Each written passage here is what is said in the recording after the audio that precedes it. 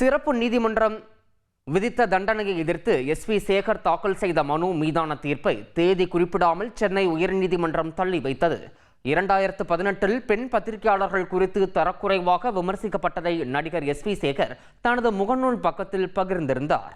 இது தொடர்பான புகாரில் சென்னை மத்திய குற்றப்பிரிவினர் எஸ்வி சேகர் மீது இந்திய தண்டனை சட்டம் மற்றும் பெண்கள் மீதான கொடுமைகள் தடுப்பு சட்டத்தின் கீழ் வழக்கு பதிவு செய்தனர்.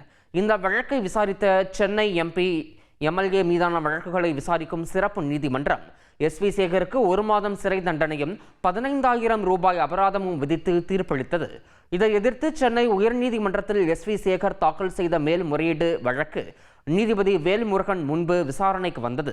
சமூக வலைதளத்தில் பதிவிடப்பட்ட அந்த பதிவு உடனடியாக நீக்கப்பட்டதாகவும் தவறுதலாக நடைபெற்ற அந்த பதிவிற்காக மன்னிப்பு கோரியதாகவும் காவல்துறை தரப்பு ஆதாரங்களுக்கு சட்டப்படி சான்றிதழ்கள் சமர்ப்பிக்கப்படவில்லை என்பதால் விசாரணை நீதிமன்றத்தின் தீர்ப்பை ரத்து செய்ய வேண்டும் எனவும் எஸ்வி சேகர் தரப்பில் வாதிடப்பட்டது.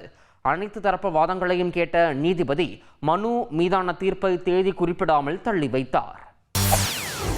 செய்திகளை உடனுக்குடன் தெரிந்து கொள்ள உடனே சப்ஸ்கிரைப் பண்ணுங்க.